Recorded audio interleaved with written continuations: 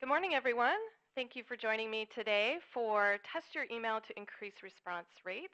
My name is Jill, and I'm the Training and Education Manager here at Vertical Response. Just a couple of things before I jump into the webinar.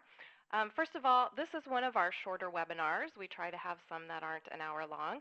And so this one will be about 20 to 25 minutes, and then at the end we will do some Q&A. If you think of some questions along the way, go ahead and type those into the box that you see in the GoToWebinar window, and I'll be more than happy to answer whatever questions you have at the end of the webinar. The question that we get the most on our webinars, and if you've been to any of our webinars, you've heard me say this. If you've been to more, you've probably heard me say this a lot. But the number one question we get is this being recorded? And the answer is yes. There is a recorded version at the end of the webinar. It will be put up on our webinars and demo page on the help site, and you'll be able to access it there along with all our other recorded webinars. So with that, I'm going to go ahead and get started. So today I'm going to take you through some of the things that you might want to think about if you want to change some of the response rates that you're seeing in your email. So maybe you want to look at your open rate or your click-through rate. So I'm going to show you some of the things that you can test in your email that can change these rates for you. And then I'm going to show you how to use our segmentation tool to help you with this so you can create more targeted mailing lists, or you can do A/B split tests using our segmentation tool. And then, as I said, at the end, I will do a Q&A. And this is our agenda. So I'm going to go through the do's and don'ts of testing, some of the things you can test, and specific examples of how you can do that, and then the demo, as I said. So first of all, the do's and don'ts of testing your email. First of all, you want to think about taking some risk in your testing so that you can see what kind of results you're going to get. The first thing that you're going to want to take a look at is the list that you're mailing to. So the list that you're mailing to is going to determine the information that you're going to get back. So if you're mailing to the list that you always mail to, say you do a newsletter once a month, try splitting that list so that you can do your test. Generally, we would recommend that you split your list 70-30. So the larger one, the 70, is basically a control. That's what you're going to send whatever your normal newsletter would be. You would send it to that list. And then the smaller one is the one that you're going to send the test to. You could also split your list 80-10-10 if you wanted to try something like that. For instance, if you're going to try two different subject lines and see which one is more successful, you can send what you normally would send to 80% of your list and then try the two different segments for the two different subject lines and see how they go. One of the things you do need to keep in mind is the size of your list, though. You are going to be splitting your list, and if you have a fairly small list to start with, splitting it may not give you very accurate results.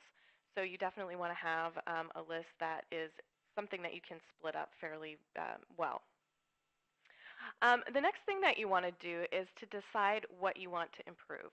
Your click-through rate, your open rate, your conversion rate, whatever it is that you're looking for to see an improvement on, decide what that is. And one of the things you have to keep in mind, which is on our don'ts here, is you want to test one thing at a time. You don't want to test your click-through rate, your open rate, and your conversion rate all in one newsletter because you're not going to be able to see what is successful and what is not successful. So focus on one and try testing that until you find the results that are working for you, and then you can test something else if you're interested in changing the click-through rate once you have your open rate. One of the things to keep in mind, and this is true for email marketing no matter what you're doing, is that it's different for everyone. So some of the things that I'm going to show you in just a couple minutes are things that have worked well for our customers or even here at Vertical Response. We do lots of testing on our newsletters. You guys may not notice it all the time, but we do test quite a bit. But what we find that works for our customers may not necessarily work for your customers, and what works for you may not work for a friend of yours who has a business as well. So don't necessarily go by what someone else is telling you will work. It may or may not work. It depends a lot on your audience. Also, you want to make sure that you're testing a couple of times. Don't just test once and say, yes, that's the answer. It could be a fluke, so just continue to test until you see that it's something that's coming out pretty regularly for you. And then also, At the bottom of the don'ts, I already covered the first don't. Don't divide your list more than 2 to 3 times. Again, you're going to end up with inconclusive results if you have your list split up too much. So make sure you're not doing it, making much smaller pieces, and you're not going to know really what the real results are. So one of the things to test, and this is probably one of the things that people are most concerned about when they're looking at the statistics for their emails, and that's the open rate. There's a lot that goes into getting people to open your email. So these are some of the things that you can try to test to see if you can get a higher open rate. So one of the things is the from name. Generally speaking, you usually want to use a company name. And the company name is there because your recipients will generally recognize that sooner than they would recognize your CEO's name or salesperson's name. But that may not be true for your audience. It's entirely possible that they would recognize a salesperson's name and they would respond better to that. So that is one of the things you can test. Generally, though, company name is the one that you're going to want to go with. The subject line is probably the thing that will impact your open rate more than even the from name. The from name tells them who's sending them the email. The subject line tells them why they want to open the email. So these are some of the things that you can test in your emails and see if you can get a better open rate. So you can test having a longer subject line versus a shorter subject line.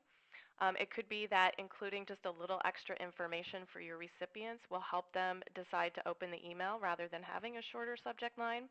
One of the things to keep in mind, though, is that email clients do truncate at certain character limits. So it's possible if you go really long, your recipients won't see the whole subject line. But that is something that you can test. You can also test a promotion in the subject line, and you probably see this a lot in your own inbox that promotions are mentioned in a subject line.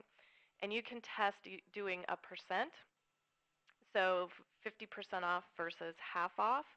And we have some examples here. Living Social had a deal of 50% off at Candy Bar. Groupon had half off at Bombay Indian Restaurant. Again, percents off versus a dollar amount as well is something that you can test in your subject line. And it depends, again, on your recipients because some people don't mind trying to calculate, ooh, what's 50% off or what's 30% off versus you just telling them how much they're going to get off. So it's going to depend a lot on your recipients. So this is a great way to test which ones they respond to more. You can also try personalizing your subject line. Again, this is something I see sometimes in my inbox, but a lot of times companies don't personalize it. It kind of depends, again, on your recipients and how you go about doing the personalization. Some people kind of feel like it's big brotherish to have a name in the subject line, and some people respond really well to it. I would definitely encourage you to make sure if you are personalizing the subject line that it sounds like it's supposed to be in there. Like in this example, Megan, here are your cheaps of the week. I have seen subject lines where it's a subject line and then they tack the person's name on at the end, and it doesn't make any sense, and it's kind of weird to see that in there. So if you're going to personalize it, make sure it flows nicely with what your subject line looks like. You can also test having a call to action in your subject line or a descriptive offer. So we have two examples here for our local ball teams. The Giants, catch the Giants take on the Dodgers starting Friday. And then the Oakland A's have a Red Sox tickets discount available. So the call to action, catch the Giants take on the Dodgers. So they want you to come to the game. Well, they all want you to come to the game. The description from Oakland A's is telling you that there is a discount available if you purchase a ticket.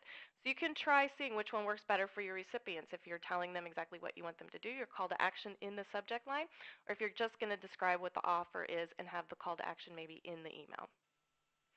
Again, it's going to be dependent on your recipient, so you may need to change how this works with your audience. And sometimes using a sense of urgency in the subject line is very useful as well. So if there's a limited time available, if it's something that's short-lived, that can get people to want to open your email. And then other things that can cause open rate changes is the frequency of your send. So generally speaking, we would recommend that you mail at least once a month. But maybe your recipients would respond better to twice a month. Maybe you have a lot of information in your email and you can split it up and send it out twice a month instead of once a month. Maybe you're mailing once a week and that's too much and you're not getting a good traction with that frequency, and maybe you want to try sending less. So that's one of the things that you can test as well and see if that changes your open rate. And of course, the day and the time of your send. We can always give you recommendations of when to send out your email, the day, the time, but it's also, again, dependent on your recipients, and maybe there's a better time and day for them to read the emails. So that's one of the things that you can test to see if it affects your open rate as well. So if you decide that what you want to test is your click-through rate or your conversions, these are some of the things that you can do. And this will actually affect both of them to some extent. The content of your email, you can test having longer copy versus shorter copy in your email. Again, it depends on the audience. Generally, people have a short attention span, so having a short copy is usually a little bit better. And then having a button, like you can see on the image to the right, where it says read more, they can go and read the rest of the article if they're interested in it. But maybe your recipients would rather just read it all right there. So that's something that you can test. Also, you can try putting testimonials in your newsletters. Our conversion marketing person actually really likes testimonials, and she puts them in a lot of emails, and I've noticed that a lot lately in my own inbox as well. But your recipients may not respond well to testimonials, so that's something that you can test in the body of your email as well. Again, the offer that you have in the body of the email, not just in the subject line, you can test the % off versus a dollar off amount. Again, it depends on your audience, and we did our own testing here on this exact thing and found that our recipients respond better to understanding what the dollar amount off is rather than a % off. But that's our audience, and your audience may respond better to % off. So that's something you can test. You can also test saying that you have a free offer versus something that's reduced or complimentary and see if that has an effect. And again, including a time limit can help increase your conversions or the click-through rate because people will understand that there's a limited time on this, and that can cause them to want to click through and take an action. Another thing that you can test in your emails is your call to action. So what it is that you want your recipients to do. You can test a text link versus a button. So if you look to the right of that, you can see there's a button that says find out more, and there's a text link that says find out more. We did our own internal testing. Like I said, we do a lot of testing around here. And for our users, we had a 26% increase in our click-through rate by putting a button in an email rather than just having links available in the email. So you'll notice now as any email that we send out to you also has a button where you can take the same action. So that might be something to test out as well. You can test where you put your call to action. Do you put it at the top? Do you put it in the middle? Do you put it at the bottom? And see where you get more traction, if you have more people clicking on it, if it's at the top or if it's in the middle of your email rather than at the bottom. You can also test the number of call to actions, although usually we would recommend that you have just one or maybe two call to actions in your email. If you have a lot, your readers might get a little confused as to what exactly it is you want them to do. So usually fewer is better, but again, that's something that you can test. And you can also test how you're saying your call to action.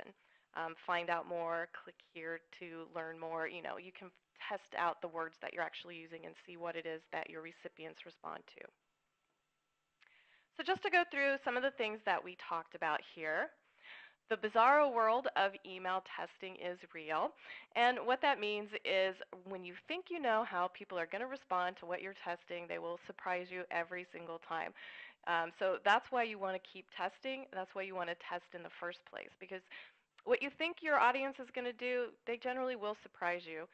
And again, once you start testing and you find something that works, stick with it. Your audience obviously is responding to it. And then go through and keep doing that until it doesn't work and test again.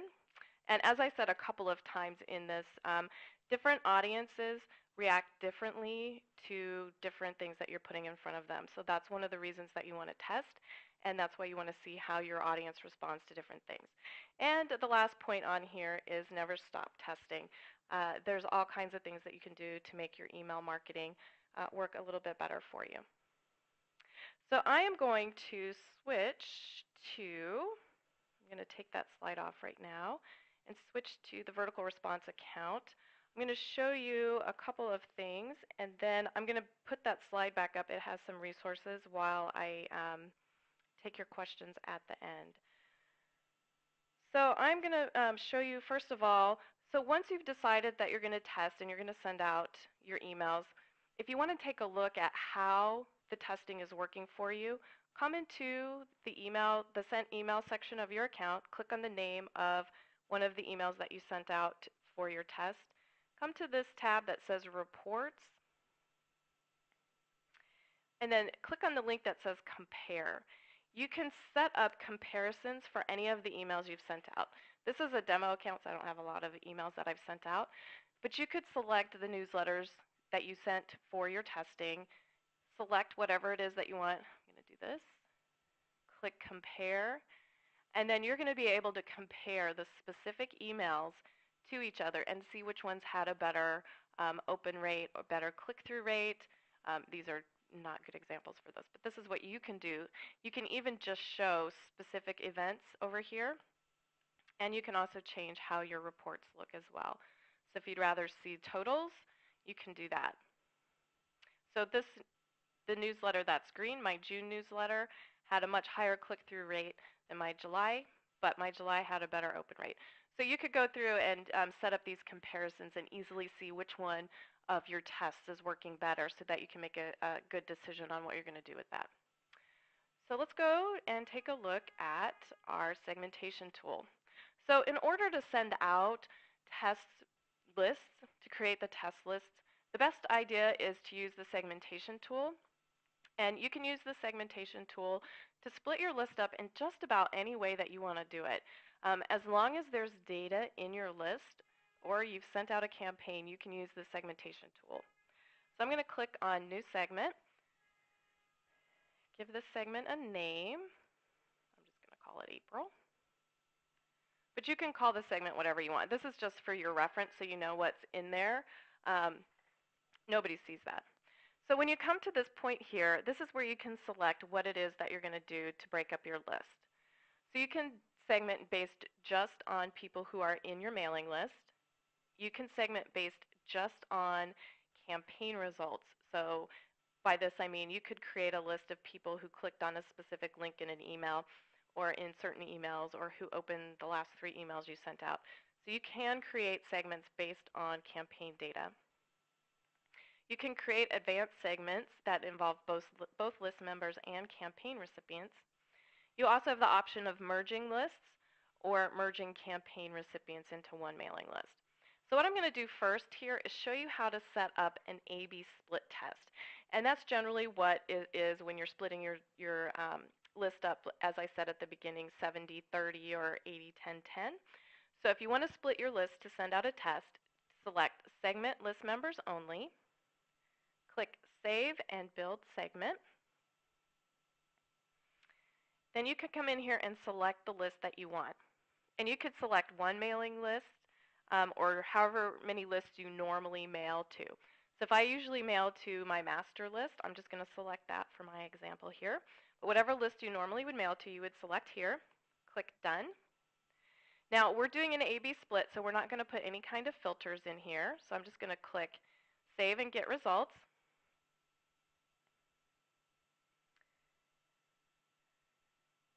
It gives you a preview, but we're not going to worry about that because this is just our list. Now on this last page here is where you're going to be able to set up your split test. So instead of having it load as a single list, click Multiple Lists. Then you can decide how many lists you want.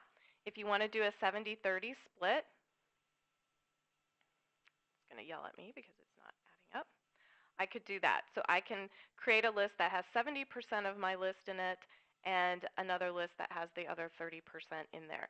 This will be random so that you'll be able to do a good test, and then you'll be able to see which one responds better. If you wanted to do 3 lists, you can do that. And so I could do, as I said, 80, 10, 10. So it's making sure it adds up to 100, and then this is going to create 3 lists for me to do testing if I wanted to test, say, 2 different subject lines to see which one had a better response. I could do that.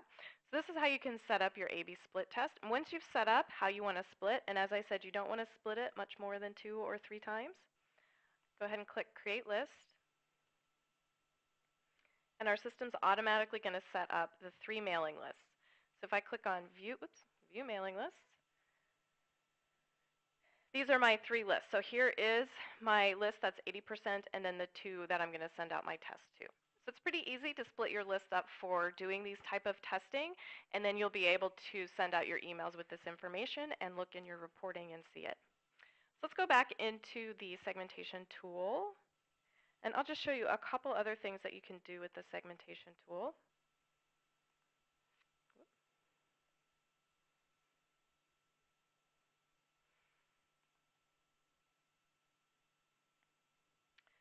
I'm going to go ahead and click Advanced.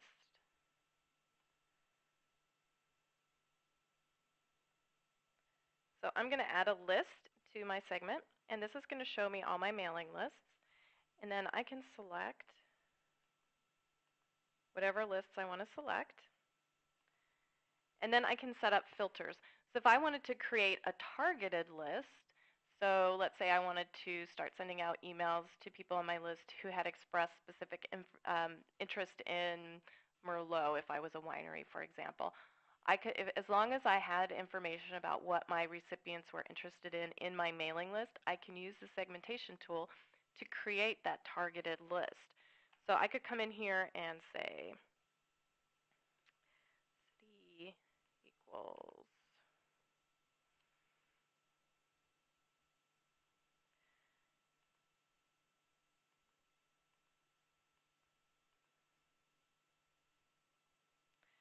and I can add another filter.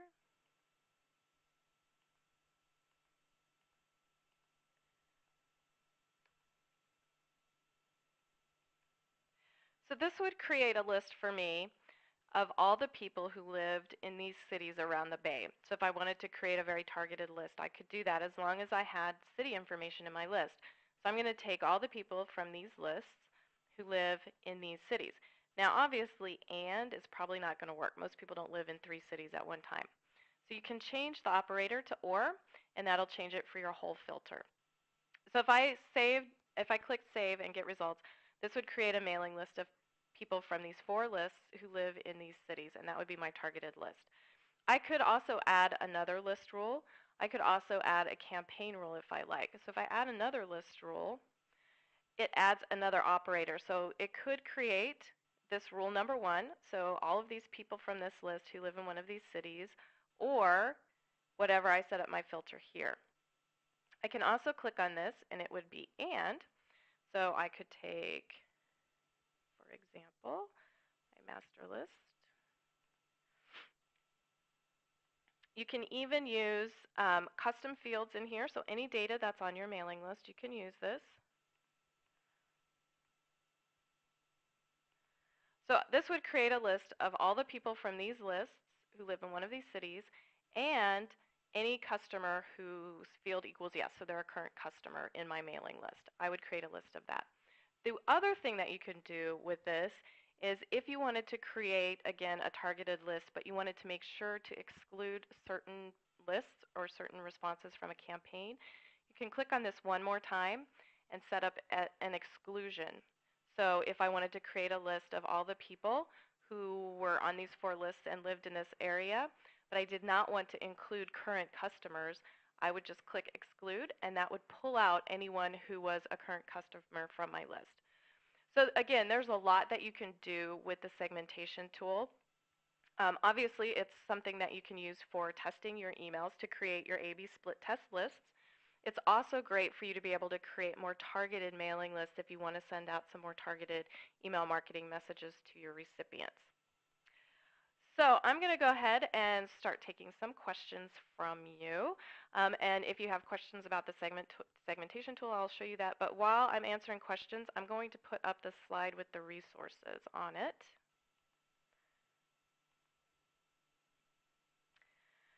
So these are some resources for you. The VR Marketing Lounge is always a good resource. These are people who use our system, and it's basically a forum. So anyone can go in there and ask questions, and you can talk to other users, post questions, and have people answer them for you. It's a great place to get some help.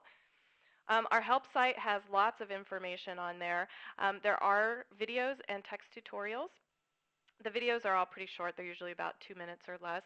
And there's videos on there for using the segmentation tool. So there's a video if you want to watch how to set up the A/B split test, or how to set up an exclusion list, or how to just create a list using the segmentation tool.